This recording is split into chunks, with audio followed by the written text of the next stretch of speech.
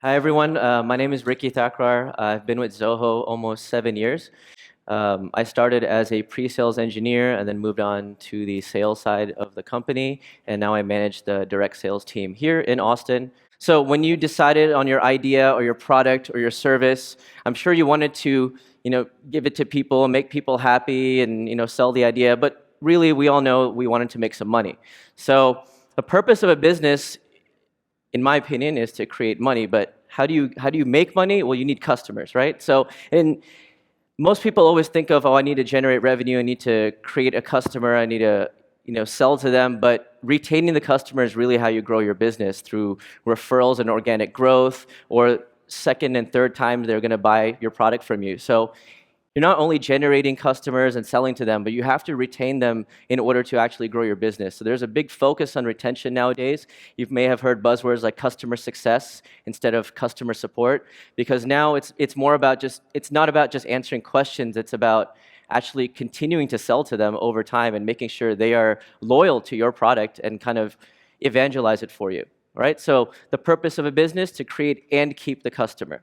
Now, before we go into a sales process, we need to establish a sales organization, right? Now, some of you may have a one-person sales team. I've worked in that kind of environment. Some of you may have on a 100-person sales team. I worked in that kind of environment as well. But the fundamentals are always the same. You need to have a organized sales structure and then build the process into that. So while there might be 15 different elements of a sales organization, I broke it down to 3 so we could easily remember them, and they all start with the letter P. People, process, performance. Super easy to remember. So what I'm going to do is going to break down these 3 individual categories, but our focus is going to be on the process. Okay? So let's talk about people. Some of you are marketers, some of you are salespeople, some of you are sales managers, some of you are wearing all 3 hats on top of 5 other hats in your business, and that's how it is when you start your own company. So when I talk about people, we have our marketing team that's generating leads. We have account executives, account managers, inside sales, outside sales, field reps, whatever you want to call yourself. SDRs and BDRs and LDRs, which are kind of like sales development or lead development that help generate leads for you or qualify leads. And then we have sales managers and sales VPs and sales directors, again, whatever you want to call yourself. But the whole point is not to have all these different roles and titles. The point is the relationship between all these people. When you think about sales, you shouldn't just think about your sales team. You need to take it all the way back to the marketing team. And the marketing team needs to be aligned with the sales team, who then also needs to be aligned with the vision of the management. If you're missing that key factor, then you're going to have problems of sales and marketing disagreeing on the pitch of the product or what the website says, and then the sales team is saying another thing because they were trained a certain way by the manager. So go all the way back to marketing, whatever their vision, their pitch is, make sure your sales reps are also saying the same pitch, and that pitch is then supported and coached by the sales manager. So that's what I mean by people. Next thing, the process. So a process is just a series of steps that you can repeat, and there's a way to measure it, right? That's all it is. Now, if we take it to a sales context, then we'd break it down into, again, 3 things. I like the number 3. Activities, funnel, and automation. This is going to be a lot of what the next presentations are about. We're going to be configuring your CRM, we're going to be adding the users into it, and then establishing your sales pipeline, helping you customize fields and page layouts, teaching you what a task or an event or a call is and when to use it, adding a workflow rule, adding a blueprint, adding approval processes, but it all fits down into these 3 categories. So when I mean activity, one of the hardest things to think about is how many times should I follow up with my customer? Should I follow up with them 3 times, 4 times? Should I leave 5 voicemails, 2 calls, and send 10 emails? That's your first challenge, right? You get a new lead. How many times is my salesperson going to follow up, and how? It's usually going to be a combo of calls and emails. Despite what a lot of people think nowadays, calls are still the most effective way to reach someone. It just takes more calls because people tend to be more mobile. They're not going to be at their desk. I am never at my desk. My desk is more of a storage, it's just storage for me. It's got papers and extra monitors, and it looks pretty, but that's about it. I try to walk around the office all day long. So if you call my desk phone, you'd never reach me. So you'd have to call my cell phone. So you need to have multiple channels to reach your customer. LinkedIn is a great way to reach people, so social media. But you need to decide how and how many times. And then once you decide that, how does that go in the CRM? Is it going to be a task? Is it going to be an event? Is it going to be a call? After this activity, are we going to add notes? Are we going to send an email template? So all these questions you need to ask yourself. So I want you to write down how many times you're going to follow up with a brand new lead. Let's say every time you call them, you're going to leave a voicemail. How many voicemails are you going to leave till you decide to give up? Your sales team should know that, and everyone should be following the same practice. How many times does Zoho follow up with you when you sign up for a trial? Does anyone know? Because you may have been one of those people at some point. We follow up with you 4 times during your trial in terms of a phone call, right? And on top of that, you're getting emails. So we're reaching out to the customer almost 10 times. I recently went to a sales conference called Sales Hacker, and they said the average amount of times you need to reach a prospect is 12 in 2017. That's how long it took for them to get someone on the phone. That included calling customers twice in one day. And you might think that's going to be annoying, but there was a case study there that they actually grew their sales by calling their customers twice a day because it took that long to get them on the phone. They also told us 90% of sales deals still close over the phone, despite what people think that email is the better way to approach someone. Personally, we might like emails better than hearing voicemails on every single day, but it's still statistically proven to be the best method. So make sure your sales team is making calls instead of just emailing the customer. Then we have to track the customer journey. So we followed up, we finally got a response. They opened our email, they responded, they called back. They actually had time to talk to you when they picked up the phone, because most people say, just send me some information, I'll call you later, and then they never do. So the customer journey then begins, and that customer journey in the CRM goes from lead to contact, right? So it goes lead, you qualify, you convert, it becomes a contact. So that's why we have 2 different buckets. One is your unqualified prospects. One is someone you have a client relationship with. That relationship may have already closed. You have a closed won deal, or it may be an open deal. But that journey is tracked through the contacts module with the object deal attached to it. That's going to track the physical customer journey. So then you need to figure out how many steps in this process you're going to need. If you are just starting out, maybe 3 to 5 steps is a good way to measure the customer journey. If you have a more advanced sales process, maybe 7 to 10 steps is what you need to measure. Just make sure, no matter what step you have, the definition is very clear across your sales organization. I've talked to many people who have sales stages in their CRM, and I've met them at Zoholics, and they can't tell me exactly what activities need to be done and exactly what it takes to get to the next stage.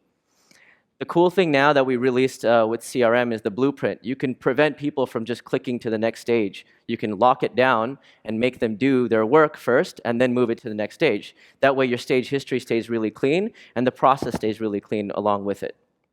All right, so let's think about what stages we're going to need in our customer journey. And then lastly, once we have that, we have to make our process faster, quicker, less clicking around, organized, and that's where you add these workflow rules and all of this automation, and that's your efficiency. The CRM should be making your sales process faster and more efficient. If it's not, that's what we're here to do, is to help you make sure that it does. A lot of people end up using software and it just ends up being tedious. We see a lot of people using their CRM as a salesperson, annoyed that they have to add all these notes and click and add this task and then click and add this event. And that's not what you want the CRM to be. So if you're one of those people that is actually annoyed at using the CRM and prefers a piece of paper, then we need to better your implementation and automate a lot of these processes. Once you implement a CRM, your job is not done. You can't just implement a CRM and just assume sales is going to grow. Your CRM is a living, breathing animal. Every 3-6 months, you need to revisit it and change your implementation. Maybe add more automation, take input from the sales team, remove fields you're not using, add new fields, make certain fields mandatory where data has been missing because people aren't collecting it. When some of our new features like the layout rules, you can control the order of the fields as well and how they fill them in. So they always fill them in the right order too. So these are some cool things you can add on the automation side to help make your process more smooth. Now, lastly, we need to check if the process is going well. And like I said, it's something that's repeatable, but it's also measurable. So we've all heard the term KPI, right? Key performance indicators. I would say the first KPI you need to figure out is how you're going to pay your team. What metric are you going to use to pay out your sales team? If you are a salesperson, more than likely your number one motivation is going to be how much commission you make. And if it's not, you're probably in the wrong field because you need to make money so the company makes money. That's the kind of salespeople you need that have that hustle mentality. So what is the metric that's going to drive the commission for the salespeople? Right? Is it revenue? Or in our software world, is it the number of users? Is it the number of annual deals versus monthly deals? Is it the addition that the customer purchased? So it could be growth, it could be a conversion, or it could be just a revenue target.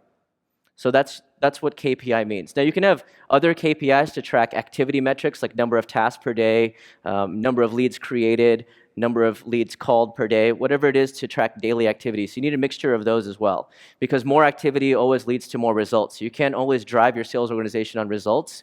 You should actually drive it based on activity first and then measure the results from there so that you can change your activity in order to drive those results. So one thing good when you hire a new salesperson is to get them on an activity-based position first rather than having them start selling immediately. Have them just do calls and tasks and do follow-ups and have someone else take over from there. So that's what that LDR or SDR would do, is they're just doing the activity. Once they have that set, then move them on to the sales side. You will always have a better success rate if you do this. So 3 months in kind of like a activity-based role, and then after that evolve into the complete sales role.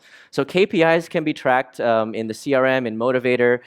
Also, the gamification feature in the CRM has the ability to set targets on things like number of leads converted per day, and then people can be awarded badges and trophies, and that kind of contest is going to drive a little bit more competition in your company.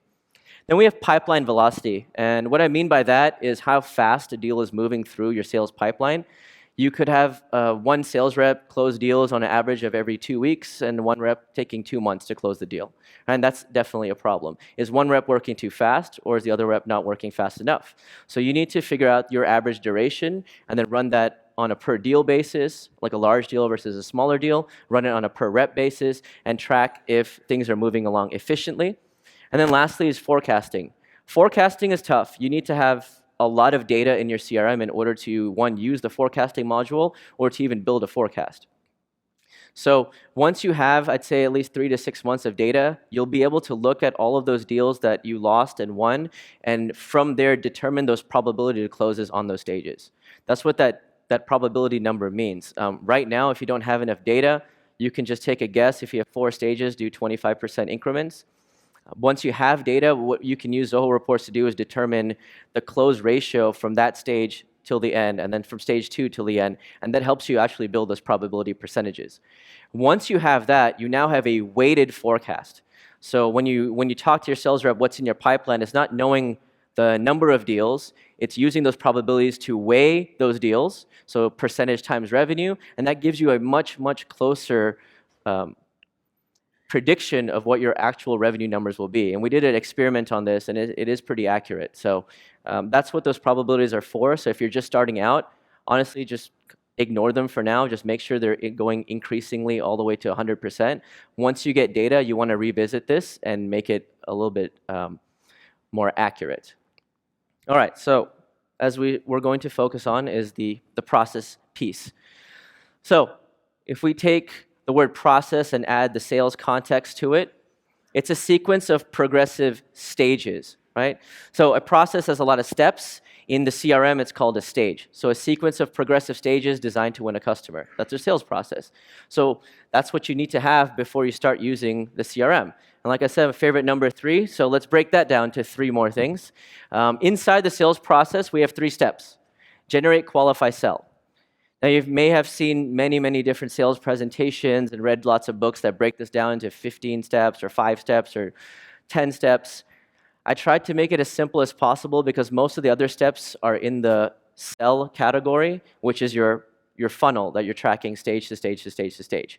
Before it gets there, though, there's 2 more steps, and that's either the job of marketing or the job of sales is getting those leads in the first place, and then qualifying those leads, and then selling to them. So another thing to write down. Where do your leads come from? This is actually a very difficult thing to do when you start a business, is getting your first lead or your first customer.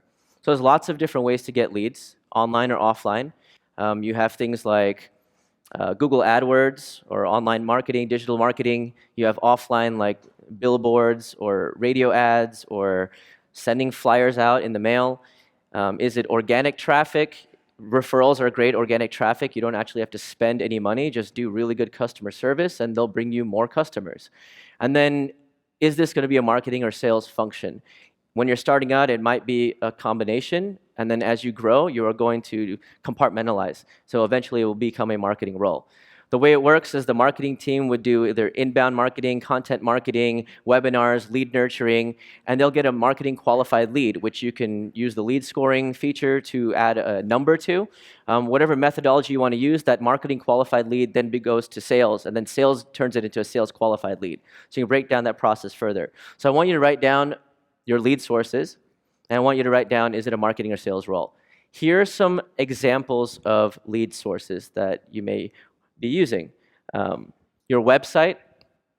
So Zoho PageSense just came out. It's a great tool to help optimize your website. You can see exactly where people are spending time, how far they scroll up and down, where they click, and you can even record your customers so you can see how that customer went through your website. And that way you can make it better, make it easier for them to find information. So design is really important. They'll spend more time on it. Your website is basically your store at this point. It's the first thing they're going to see. So you need a really good website, and that could be enough to generate a lot of leads. Then you have a form on there, and then your lead gets into the CRM. You can do email blasts. You can attend trade shows, make cold calls, buy lists, use social media, or if you have a physical store, walk-ins. So write down how many sources you have on the lead generation side. There's already a lead source field in the CRM. You just go into the customization, you can edit it, and just make sure you have your 4 or 5 lead sources in there. Take everything else out, it makes it confusing. Our next step is qualifying leads, right? So we need to think about not only what questions do we ask the leads, which are finding their pain point or finding their needs or gathering their requirements, however your organization likes to word it. But the first thing when you qualify a lead is, who is it going to? Is it assigned by territory? Is it assigned by state? Is it round robin? Is it first come, first serve?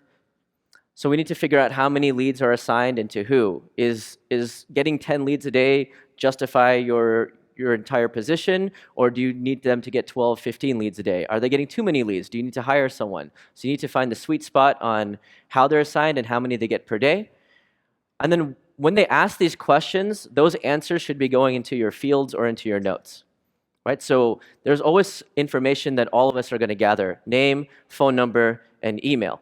That's already in the CRM. The rest are the fields that you need to add. If you're not using Skype ID, take it out. If you're not looking for their Twitter handle, take it out. You want to clean up this page as much as you can, and that way when you scroll up and down, it's all relevant data and it's filled in. You don't really want to see a lot of blank information because it's irrelevant to your sales process. And then we schedule our follow-ups. There's some confusion sometimes between, should I schedule a task? Should I schedule an event? Should I schedule it as a call? And we can help you decide which one you want to use. Task could be just your to-do list. Events can be anything and everything that needs to be shown on a calendar. You can make it simple like that. We have customers only using tasks. We have customers using only events. And we have customers using both. So you need to figure out the true definitions of one and the other. All right, and then how do you gauge interest? How do you find this buying signal? Is it because they asked for a quote? Is it because they attended the webinar? Is it because they had a demo with you? So you need to gauge that interest, and then when you figure out that there's a sales opportunity, you convert. So you have the lead, you filled out the fields, you added the notes, you hit the convert button. Okay? So now the next step is to write down how you qualify your leads. And I'm not asking for your qualification questions and what you need to do to gather requirements. I'm asking how many people on your team, how many leads do they get per day, how many times they're going to follow up, and then lastly, how do you identify a buying signal? What is the buying signal that says, oh, I need to hit the convert button? So the conversion process, when you convert the lead, you're starting the sales cycle as per the CRM. It goes into those pipeline stages, those deal stages. That's what it actually goes into next. So the last step is the close.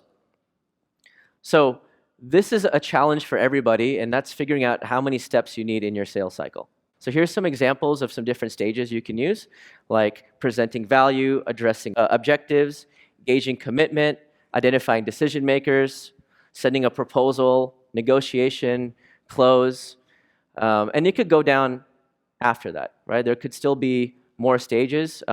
In real estate, for example, a close might be that you gave the keys to the house, but the closing process continues from there. Inspection, land survey, whatever it is. So you can categorize these stages as an open stage or a closed stage. You don't have to have only one closed stage. You can have multiple pieces that are closed. Why would you want to do that? Because they're not technically you don't want them to show up on your pipeline reports. You don't want them to be categorized as open stages either. So figure out how many stages you want to have in your sales cycle. The industry average for B2B on the stages is 6 to 7. Okay, so if you're around that range, you're doing good. Some of you may have different sales stages for different products. So in the CRM, you can have multiple pipelines with multiple stages. So if you have two completely different sales processes, our page layouts feature will solve that issue for you. So if you have two, feel free to write both of those down too. Now we put it all together. We know where our leads are coming from. We know who to assign them to. We know how many they get per day. We know how many times to follow up and what to put in the CRM in order to track those follow-ups. We know what our buying signals are, and everyone on the team hits the convert button when they receive that same buying signal.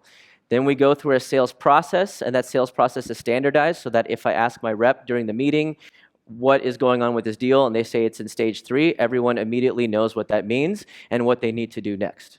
Okay? That's how the flow needs to be for you to be truly, truly efficient. And then after that, we add all our workflow rules to make it easier.